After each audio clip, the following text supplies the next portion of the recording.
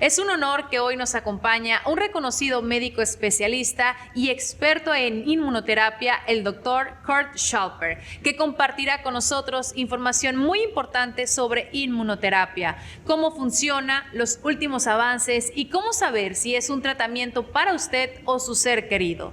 El doctor Schalper es profesor asociado de patología y medicina oncológica en la Escuela de Medicina de Yale y director del laboratorio de inmunooncología translacional en Yale Cancer Center. Doctor Schalper, bienvenido. Hola Ana Patricia, muchas gracias por la invitación para participar. Estoy encantado, mi nombre es Kurt Schalper y soy profesor asociado de patología y oncología médica en la Universidad de Yale. Lo que vamos a discutir hoy día son algunos fundamentos de inmunoterapia oncológica y decidí titular la presentación de la ciencia a la esperanza, porque yo creo que de alguna manera todo lo que estamos haciendo en investigación tiene que tener una repercusión en nuestros pacientes, y en este caso es eliminar el miedo y aumentar la esperanza. Y quiero empezar la presentación mostrando el caso de una paciente del Centro de Cáncer de Yale, que es de conocimiento público, que es una paciente que se llama Maureen, que a los 55 años fue diagnosticada con un cáncer de pulmón avanzado, etapa 4, y con un pronóstico bastante ominoso. Y después de poder entrar a clinical trials con inmunoterapia, esto en el año 2010, pudo mantener una expectativa de vida y una calidad de vida muy superior a la que habría tenido sin tener acceso a estos clinical trials, y pudo compartir eventos vitales con su familia, sus nietos, y naturalmente, ¿no es cierto?, complementarse como persona con todo lo que tenía alrededor. Y yo creo que esto es lo que yo denomino la esperanza, es la esperanza de poder transmitir, ¿no es cierto?, la investigación y la ciencia y poder mejorar la vida de nuestros pacientes. Ahora, si vemos cuál es el problema, el problema es el cáncer, y lo que estoy reflejando en este slide tiene que ver con el cáncer de pulmón. Lo que ustedes están viendo allá es un dibujo de un pulmón, ¿no es cierto?, que en este caso tiene un nódulo que está indicado en la diapositiva, y que este nódulo, ¿no es cierto?, naturalmente no pertenece ahí. Y ustedes pueden ver en el lado izquierdo superior del slide cómo se ve en realidad un pulmón normal, que es como una esponja literalmente constituida por algunas células o hileras de células, y en el lado derecho superior ustedes pueden ver cómo se ve un cáncer de pulmón, que es una estructura sólida que ya pierde esta arquitectura de esponja, ¿no es cierto? Ya no hay líneas de pocas células, sino que son estas células grandes que se chocan unas con otras y que empiezan a ocupar el espacio de una manera que no es la normal. Ahora, ¿cómo lidiamos con el cáncer hoy en día? Hay muchas herramientas que se han ido desarrollando a lo largo del tiempo. Yo diría que hoy día los pilares del tratamiento, dependiendo del tipo de cáncer, de la localización o cuál es el contexto clínico, son estos 5 que están indicados en la presentación. El primero, y probablemente el más antiguo, es la cirugía, que tiene que ver con la idea de tratar de remover el tumor y tratar de sacarlo del paciente, de tal manera que el paciente pueda, ojalá, quedar libre de enfermedad. La segunda opción es la radioterapia, que en el fondo es el uso de radiación ionizante que se usa para acelerar la muerte del tumor y en algunos casos eliminar el tumor. El tercer pilar es la quimioterapia, que es la más comúnmente conocida, que consiste en el uso de terapias sistémicas que son lo que llamamos citotóxicas, o sea que pueden alterar las células tumorales y hacer que ellas mueran aceleradamente, mientras no mueren las células no tumorales, y les voy a explicar un poquito más después. Y después tenemos terapias que yo diría que son un poco más nuevas.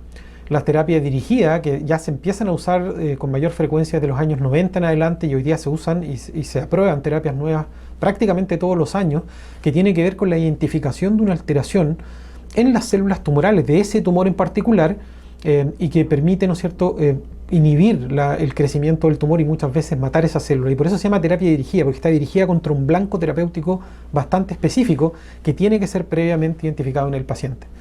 Y finalmente tenemos a lo que nos trae hoy día esta presentación, que es la inmunoterapia, que la verdad es que no es tan nueva, se ha utilizado por tiempo, pero en los últimos años ha habido gran desarrollo y se ha podido expandir el uso de esta inmunoterapia, y les voy a contar más detalles. Pero esencialmente estos son los pilares hoy día, y se pueden usar de manera individual o se pueden usar de manera integrada, y muchos pacientes, dependiendo del contexto, pueden usar más de una alternativa, como cirugía y radioterapia, o cirugía y quimioterapia, o quimioterapia e inmunoterapia, y algunas combinaciones que se van viendo caso a caso. Ahora, una pregunta fundamental del contexto de inmunoterapia es, primero, ¿por qué el sistema inmune podría reconocer las células tumorales como algo foráneo o algo no normal, cuando las células tumorales están constituidas por los mismos elementos que constituyen las células no tumorales. Y para poder graficar esto, ustedes pueden ver en la pantalla que en general las células normales, que está representada en el lado izquierdo, tienen características morfológicas bien típicas, son células relativamente pequeñas que tienen el ADN, ¿no es cierto?, en su núcleo, pero no tienen alteraciones detectables, o sea, su ADN está íntegro. Y además tienen expresión y cantidad normal de proteínas en la superficie o lípidos en su membrana. O sea, son células que, del punto de vista inmunológico, no tienen nada inusual. Ahora, las células tumorales que están graficadas en el lado derecho son generalmente más grandes, más complejas y tienen una serie de problemas, que en realidad son problemas y no son problemas, son cosas que ellas usan para poder, en fondo, subsistir, proliferar y expandirse. Pero naturalmente tienen problemas en el ADN, y ustedes pueden ver ahí una representación de que tienen el ADN fragmentado, cortado y con mutaciones, pero también este ADN puede codificar proteínas que están alteradas y que están indicadas ahí con verde. Y estas proteínas también pueden ser defectuosas y pueden ser eventualmente reconocidas como algo extraño en el cuerpo. Y también algunas tienen alteraciones en lípidos y en la membrana, ¿no es cierto?, que también puede ser alterada. Y esto hace que el sistema inmunológico tenga herramientas para poder reconocer estas células como distintas y, en algunos casos, montar una reacción inmunológica contra esas células y, si tenemos suerte, eliminarlas. Ahora, ¿qué es lo que ocurre? ¿Cómo ocurre esto? Lo que les expliqué en general es que el sistema inmune, ¿no es cierto?, puede identificar esto, ya sea estas proteínas alteradas, lípidos alterados o alteraciones del ADN, en diversas formas, y se puede activar una respuesta inmunitaria que tiene varias capas. Y sin entrar en gran complicación, yo diría que el sistema inmune tiene dos grandes formas. Una es la inmunidad innata, que se llama innata, ¿no es cierto?, porque ocurre de manera rápida, natural, y que no tiene necesariamente, no persigue antígenos específicos, y que está constituida por células que están indicadas ahí, como los neutrófilos, los macrófagos o células mononucleares en general. Y estas células, ¿no es cierto?, pueden reaccionar y pueden producir citoquinas y montar una respuesta que permite en muchos casos eliminar elementos agudos o en tiempos cortos. Pero después, con el tiempo, se van activando otras líneas, otras capas del sistema inmunológico, que es lo que llamamos inmunidad adaptativa. Y que este es más complejo y que tiene lo que llamamos especificidad, en la cual estas células, ¿no es cierto?, se activan y reconocen elementos específicos de las células, son capaces de ir al lugar, matar la célula tumoral, pero además generan lo que llamamos memoria inmunológica y permiten que esta memoria se traduzca en una respuesta permanente o continua en el tiempo. Y hay interacciones entre la inmunidad innata y la inmunidad adaptativa que son complejas y que son variables, que no corresponde discutir ahora, pero sin duda que es una tremenda herramienta que existe en el cuerpo humano para poder reconocer, como indico ahí, a la célula tumoral, pero no reconocer a las células normales, y esto permite, ¿no es cierto?, tener respuestas que son específicas. Ahora, para ir un poco más de detalle, ¿cómo funciona la inmunidad adaptativa? Que es esta que les digo que es específica y que tiene memoria. Y lo que ocurre es que en general, para las células, los linfocitos T, que son realmente los que hacen mucho del trabajo de eliminar células tumorales, en general este sistema tiene unas células que se llaman dendríticas, que son estas células que andan monitoreando por todo el cuerpo, andan dando vueltas y andan buscando cosas extrañas. Y lo que ocurre es que cuando estas células dendríticas, que está indicada ahí, reconocen, por ejemplo, algo en la célula tumoral que parece extraño, son capaces de tomar eso que llamamos un antígeno y de trasladarlo a lo que llamamos órganos linfoides secundarios. En este caso está representado un ganglio linfático. Y esta célula dendrítica toma este antígeno, navega por la sangre hasta el ganglio linfático, llega al ganglio linfático y en el ganglio linfático le muestra este antígeno a otras células que son lo que llamamos linfocitos. Y eso es lo que están viendo en la pantalla ahora, donde está la célula dendrítica en celeste, mostrándole, ¿no es cierto?, este antígeno al linfocito a través de una cosa que llamamos el complejo de histocompatibilidad. Y estos linfocitos, una vez que ven este antígeno, se van seleccionando, porque hay muchos linfocitos y cada uno tiene un receptor distinto para un antígeno. Y cuando se detecta ese linfocito que es capaz de reconocer ese antígeno, se produce lo que se llama una expansión clonal. O sea, ese linfocito ahora, que es capaz de reconocer una célula tumoral, se expande y como está mostrado ahí, ¿no es cierto?, cada uno de estos linfocitos es capaz de reconocer estas señales presentes en las células tumorales. Y una vez que ocurre esta expansión clonal, después estos linfocitos, ¿no es cierto?, generan una capa de memoria, que es lo que les conté, que permite que esta respuesta siga, y también maduran y se vuelven al tumor, como está indicado ahí, y como ahora tienen un receptor que es capaz de reconocer los antígenos del tumor, van y lo atacan. Y eso es lo que está mostrado ahí como ataques citotóxicos, en los cuales los linfocitos tienen varios mecanismos, incluida la secreción de varias enzimas, para poder destruir a las células tumorales y eliminarlas. Y este es un ciclo que es bastante sofisticado, que tiene varios puntos de control y que está muy regulado. Porque naturalmente el cuerpo humano tiene que tener mucho cuidado de no activar linfocitos contra proteínas propias, porque eso es lo que se conoce como enfermedades autoinmunes, que pueden ser bastante graves. Entonces este es un sistema que está muy bien regulado para reconocer lo extraño y no reconocer lo propio, y de esta manera eliminar el tumor y no generar una respuesta de autoinmunidad. Ahora, una pregunta que es fundamental es que si esto funciona así, y esto, ¿no es cierto?, está bien establecido, ¿por qué la gente tiene cáncer? Porque si esto funcionara el 100% del tiempo, la gente nunca tendría cáncer. Cada vez que apareciera una célula tumoral, el sistema inmune podría eliminarla.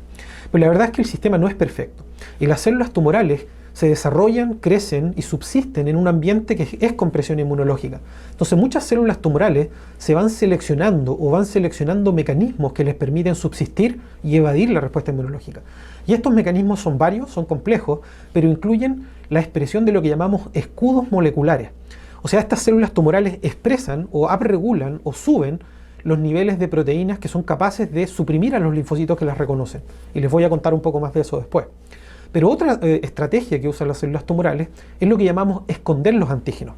O sea, tienen estas proteínas que son reconocidas como extrañas, pero las esconden de tal manera que las células inmunológicas no puedan verlas y no puedan montar una respuesta productiva. Otra cosa que tienen es que tienen privilegios energéticos y metabólicos. Las células tumorales viven en ambientes que son hostiles para las células inmunes y crean un microambiente tumoral que es nocivo, que generalmente se caracteriza por acumulación de células que llamamos tolerogénicas o células inmunosupresoras. Hay varias de estas células que se acumulan cerca del tumor y que ayudan de alguna manera al tumor a suprimir la respuesta inmunológica y de tal manera subsistir en presencia de un sistema inmune activo. Y finalmente hay otro fenómeno que se ha descrito en los últimos años que tiene que ver con lo que llamamos el cansancio de las células inmunológicas. Y lo que hemos aprendido es que cuando los linfocitos ven sistemáticamente el antígeno y lo ven de nuevo y lo ven de nuevo, van sufriendo lo que se llama un proceso de cansancio en el cual dejan de ser funcionales y no son capaces de combatir al tumor de la misma manera. Y este es un problema que tiene que ver con la cronicidad del cáncer y cómo en el fondo el sistema inmune se va fatigando y no es capaz de lidiar con él. Ahora, no todos son malas noticias. Y como les estábamos contando, en el último tiempo han habido grandes avances en la inmunoterapia oncológica. Y no voy a ir en mucho detalle porque hay varias alternativas que están resumidas en este slide, que incluyen lo que se llama la inhibición de los puntos de control inmunológico, o que se llaman checkpoints, que incluyen, por ejemplo, inhibición de una proteína que se llama CTLA4, que es un receptor en la membrana de los linfocitos, PD1, que es otro receptor, o PDL1, que es un ligando de este receptor, y otra que está recientemente aprobada este año, que se llama LAG3, para pacientes con melanoma. Pero después hay otros tipos de terapia inmunológica, una por ejemplo que se llama la terapia celular, en la cual se obtienen células ya establecidas o linfocitos ya establecidos contra el tumor, se pueden modificar o hacer una forma de ingeniería, lo que llamamos CAR T-cells o receptores quiméricos, y se pueden volver a introducir en el paciente para acelerar el reconocimiento y la eliminación de las células tumorales. Después están las citoquinas inmunomoduladoras. Estas se han usado por varios años y consiste en el fondo en usar proteínas que son capaces de estimular a los linfocitos y de tal manera aumentar el reconocimiento y la eliminación. Un ejemplo muy claro es la interleuquina 2, que se ha usado por varios años pero que tiene algunos problemas. Y después está el uso de vacunas, que esencialmente consiste en entrenar a estas células dendríticas con proteínas que se sabe que están en el tumor para artificialmente crear, ¿no es cierto?, una respuesta inmunológica y favorecer la eliminación del tumor. Y hay algunas otras más nuevas, como los virus oncolíticos, ¿no es cierto?, que son virus que se acercan a las células tumorales, destruyen las células tumorales y generan una respuesta inmune local, como uno que se llama TIVE, que ha sido aprobado para uso en melanoma. Y después hay otras estrategias que son lo que llamamos inmunoterapia pasiva, en el cual no necesariamente se forma una nueva respuesta inmunológica contra la célula tumoral, sino que se adopta una inmunoterapia que ya ocurre y que viene, por ejemplo, del uso de anticuerpos monoclonales que pueden unirse a las células tumorales y favorecer su eliminación, o, por ejemplo, trasplantes de médula ósea u otras alternativas generalmente se usan en tumores linfohematológicos. Ahora me voy a detener un minuto y voy a hablar un segundo más de los inhibidores de puntos de control inmunológico, porque a diferencia de todas las otras modalidades que les conté, esta ha tenido un tremendo impacto en la población y su uso se ha masificado al punto de que muchos pacientes con cáncer hoy en día reciben este tipo de tratamientos incluso antes de recibir quimioterapia o alternativas quirúrgicas. Y esto está graficado en este mecanismo que les conté antes, que es este mecanismo que las células tumorales usan en que apregulan o sobreexpresan proteínas que son capaces de suprimir a los linfocitos que las reconocen y que pretenden eliminarlos. Y como ustedes pueden ver en la pantalla, este es un ejemplo normal, ¿no es cierto?, en que un linfocito que ya está entrenado para reconocer un antígeno de la célula tumoral, lo va a ir a matar, ¿no es cierto?, y ustedes pueden ver ahí que la célula tumoral está presentando el antígeno en la superficie. Hasta aquí está todo bien y esperaríamos que ese linfocito pueda eliminar a esa célula tumoral. Pero cuando los linfocitos se activan, sobreexpresan unas familias de receptores que son inhibidores de puntos de control. Y uno de ellos es este receptor que se llama PD1, que está indicado en amarillo. El problema que ocurre es que las células tumorales, cuando se acerca al linfocito, son capaces de sobreexpresar esta proteína que está en azul, que se llama PDL1. Y esta proteína se une al receptor PD1 y inhibe al linfocito que está tratando de matar a esa célula tumoral. Y de esta manera la célula tumoral se protege del ataque inmunológico y es capaz de seguir viviendo incluso en presencia de linfocitos que van a ir a reconocerlo y a matarla. Ahora, estos mecanismos son bastante complejos, pero afortunadamente después de años de investigación se han podido identificar anticuerpos monoclonales que son capaces de bloquear esta interacción. Y esto es lo que ustedes pueden ver aquí, en el cual en magenta se puede ver, ¿no es cierto?, una molécula que se llama un anticuerpo que bloquea esta interacción. O sea, se mete entre medio del ligando que la célula tumoral está expresando y el receptor que el linfocito tiene en su membrana. Y al suprimir esta interacción es capaz de reactivar al linfocito. Y el linfocito, ¿no es cierto?, que potencialmente se pudo haber suprimido por esta interacción, ahora se reestimula y es capaz de nuevo producir enzimas citolíticas y matar a la célula tumoral. Y esta es la forma conceptual, ¿no es cierto?, que ocurren estos inhibidores de punto de control, y ya les mencioné que hay más de uno. Este es el más usado hoy día clínicamente, que es el eje PD1, PDL1, y hay varios medicamentos, ¿no es cierto?, que afectan el receptor o el ligando y que se están usando en muchos tumores, pero hay otros mecanismos, ¿no es cierto?, que son otros ligandos y receptores que están siendo estudiados, y esto es una terapia que tiene bastante futuro. Ahora, para finalizar, quería resumir un poco lo que les conté y tratar de mostrarles qué es lo que podría ocurrir en el futuro. Yo creo que ha habido grandes avances y desarrollos en el ámbito de la inmunoterapia, particularmente estos inhibidores de checkpoint, pero también ha habido avances en otras áreas, y yo creo que lo que va a pasar es que se van a ir combinando de tal manera de poder usar mecanismos que no son redundantes para tratar a los pacientes con más de una alternativa de inmunoterapia al mismo tiempo, de tal manera de explotar el sistema inmune por más de una vía y no solamente por una al mismo tiempo.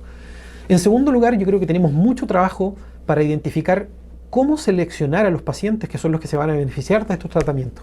En la práctica todavía estamos tratando a muchos pacientes y solo algunos de ellos se benefician, y hay varios marcadores, algunos que ya se están usando como la expresión de PDL1, hay uno que se llama inestabilidad de microsatélites o carga mutacional tumoral, pero yo creo que hay mucho camino por recorrer en identificar bien a los pacientes para tratarlos con los medicamentos que ya tenemos disponibles, y después a los que no responden tenemos que investigar por qué no responden, cuál es el problema en ese caso y desarrollar tratamientos nuevos. Mencioné ya que la combinación de terapias yo creo que es una alternativa buena que se ha estado explorando con la idea de poder minimizar la toxicidad o los efectos adversos y poder aumentar el efecto terapéutico, es lo que llamamos el índice terapéutico en términos clínicos. Y yo creo que esto también tiene que ver con identificar tempranamente los efectos adversos y tratarlos de manera que los pacientes puedan tener una buena calidad de vida. Y finalmente creo que hay mucho trabajo por identificar nuevos mecanismos de inmunoevasión en el tumor que se puedan tratar para poder acelerar, ¿no es cierto?, y finalizar la muerte del tumor, consolidar estos tratamientos y curar a nuestros pacientes.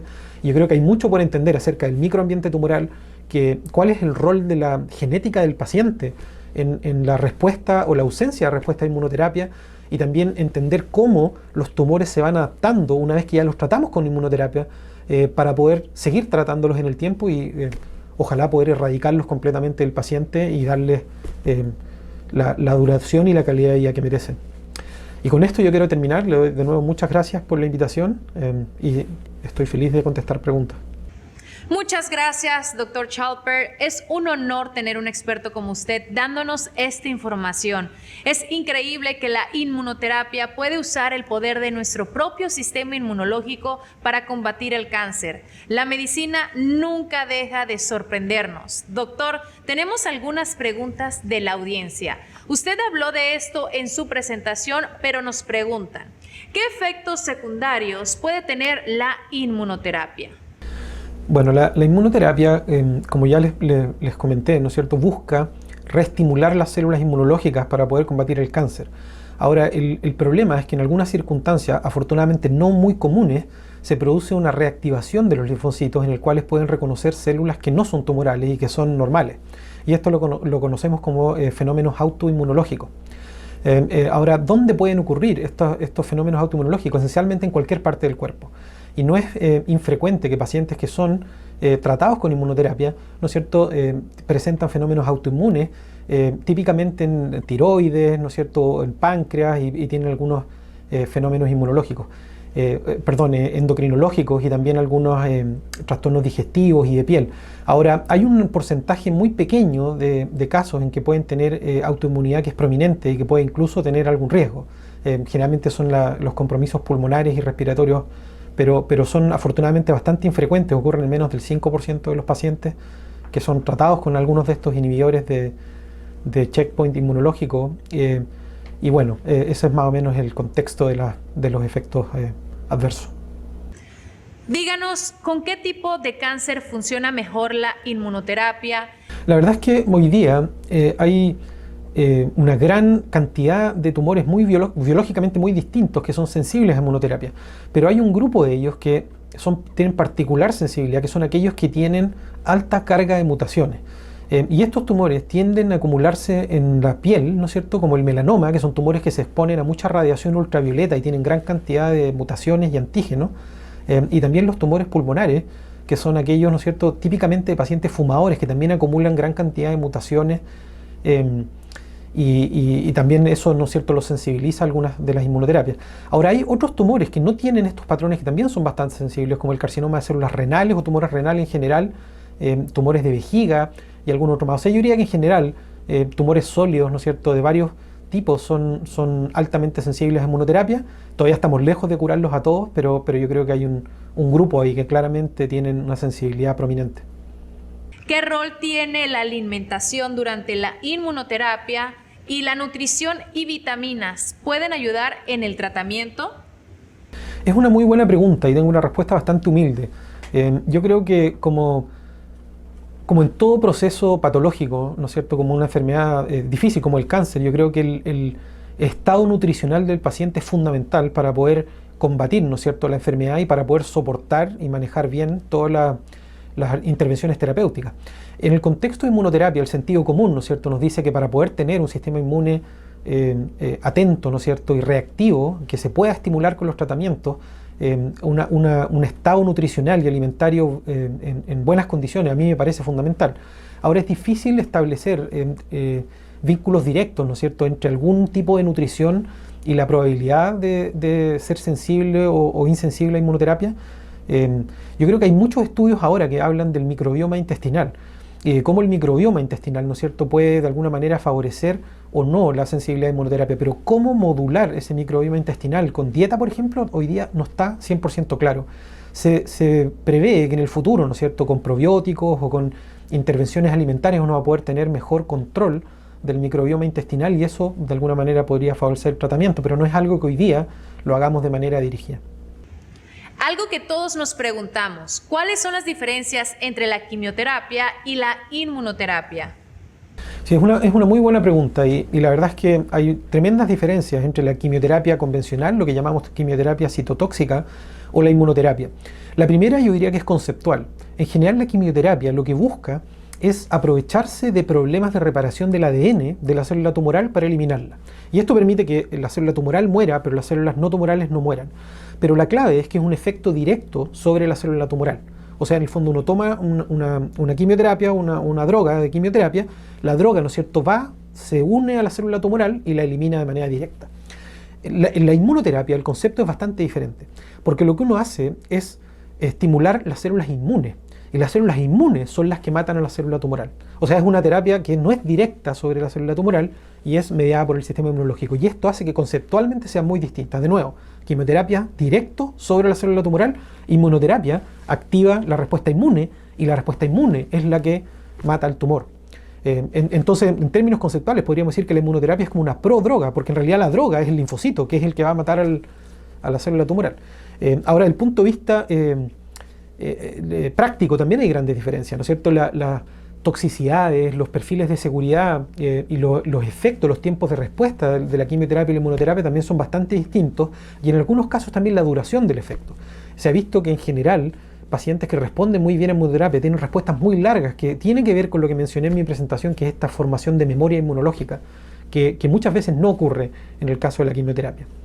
Ahora, ¿cuáles son los elementos centrales, ¿no es cierto? Aquí tiene que ver en el fondo, como les dije, conceptualmente y también del punto de vista material. Esta es una pregunta muy importante. ¿Cómo sé si soy candidato para la inmunoterapia y cómo puedo ser parte de un ensayo clínico o clinical trial? Bueno, en este momento yo diría que prácticamente cualquier paciente es candidato para inmunoterapia. Afortunadamente son muy pocas las circunstancias de que un paciente no tiene potencial de beneficiarse por inmunoterapia, que tiene que ver con, ¿no es cierto?, preexistencia de algunas condiciones inmunológicas, pero en general yo diría que la mayoría de los pacientes deberían considerar la posibilidad de inmunoterapia. Obviamente depende del tipo de tumor que tengan y cuál es el contexto clínico, pero yo diría que hoy día es una herramienta que se usa en muchos pacientes. Ahora, el acceso a los clinical trials es una pregunta que yo creo que tiene varias capas. Yo creo que en general los pacientes que pueden acceder a clinical trial tienen grandes posibilidades de recibir un tratamiento que es mejor que lo que se usa actualmente. Y yo creo que eso es algo que se consigue buscando información. Yo creo que muchos centros académicos y centros oncológicos tienen bases de datos actualizadas acerca de cuáles son los clinical trials que tienen, y son relativamente fáciles de mirar porque están clasificados por tipo de tumor, tipo de enfermedad, tipo de paciente, tipo de tratamiento. Ahora, la información puede ser técnica en algunos aspectos y eso puede requerir consejería de personal de la salud para poder guiar esta información y poder concretarla. Pero yo creo que hoy día muchos pacientes, si no la mayoría de los pacientes con cáncer, deberían tener acceso a un clinical trial con inmunoterapia, y como dije, esa inmunoterapia podría ser una muy buena oportunidad. Doctor, ¿cuándo va a ser la inmunoterapia tan común como la quimioterapia en el tratamiento del cáncer? Yo creo que eso ya ocurrió. Yo creo que hoy día la cantidad de pacientes que son tratados con inmunoterapia es probablemente equivalente, o en muchos casos incluso reciben inmunoterapia antes de recibir quimioterapia. Y yo creo que eso está en este momento en curso. Yo creo que la inmunoterapia ya se estableció como una herramienta fundamental del tratamiento del cáncer, se ha masificado su uso, y yo creo que eso en este momento ocurrió. O sea, yo creo que hoy día la quimioterapia y la inmunoterapia son herramientas equivalentes para tratar pacientes con cáncer, y depende naturalmente de la etapa, el tipo de tumor y el contexto clínico, cuál va primero y cuál va después. Pero yo diría que hoy día son tratamientos que son comparables desde el punto de vista del impacto que tienen en la población. Doctor, ¿cuáles son los beneficios de estar en un ensayo clínico de inmunoterapia? Yo creo que esa es una pregunta muy relevante. Y yo creo que los beneficios son muchos. Y son muchos a nivel personal del paciente, pero también a nivel colectivo de la institución y también a nivel social, digamos, de la población. El primero, a nivel individual. Yo creo que, como mencioné anteriormente, la mayoría de las veces los clinical trials eligen tratamientos que tienen una gran probabilidad de funcionar. O sea, son tratamientos muy buenos que todavía no han sido probados o demostrados que funcionan. Pero en general uno no hace un trial con una droga que no funcione o que tenga poca probabilidad. Eso no tiene ningún sentido. Uno, cuando hace un trial, uno elige un medicamento que tenga un gran potencial de beneficio. Nosotros, para que ustedes para graficarlo de una manera normal, nosotros siempre usamos la frase de que el mejor trial es aquel en el que uno pondría a un familiar de uno, como a su mamá. Ese es el tipo de trial, ¿no es cierto?, que uno quiere tener, y son la mayoría de los trials que existen. O sea, hay un potencial de beneficio individual, que es acceder a un tratamiento muy bueno que todavía no está disponible de forma masiva y que tiene un gran potencial de beneficiar al paciente. El segundo tiene que ver con el nivel más local, que significa poder entender, ¿no es cierto?, cómo funcionan estos tratamientos y qué es lo que hacen y qué es lo que no hacen, de tal manera después poder mejorarlo. Y finalmente, a nivel colectivo, yo creo que la participación de pacientes en trial, además de poder beneficiarlo a uno, beneficia a toda la sociedad, porque al final aprendemos todos de cómo hacer las cosas mejor, y qué cosas funcionan y qué cosas hay que hacer antes y qué cosas hay que hacer después. Y eso beneficia no solo al paciente, beneficia a todos los pacientes que vienen después. Y yo creo que ese es un bien que tiene que ver, ¿no es cierto?, a nivel ya más social, que no se puede minimizar en un contexto de clinical trial. O sea, en resumen, yo creo que son muchos los potenciales beneficios y bastante pocos los potenciales problemas, y yo creo que es algo que hay que explorar. Eso me parece muy relevante y estoy segura que también a muchos de los que nos escuchan, los ensayos clínicos pueden hacer una gran diferencia para todos. Desafortunadamente no tenemos el tiempo para que el Dr. Sharper responda más preguntas y doctor, muchísimas gracias por sus respuestas. Ha sido un verdadero placer tenerlo con nosotros. Muchas gracias por la invitación. Es para mí un encanto estar aquí, poder hablar en español, poder comunicar algunas de las cosas en que trabajo, el mundo en el que vivo y eso. Y muchas gracias y nos vemos pronto. Gracias por su dedicación y trabajo para salvar vidas. Si usted en casa tiene más preguntas, por favor envíelas por correo electrónico a pacientes@cancerresearch.org. El Cancer Research Institute y el Dr. Sharper las responderán en las siguientes semanas. Y si está interesado en saber más de los ensayos clínicos, pueden agendar una consulta virtual gratuita con navegador de ensayos clínicos del Cancer Research Institute.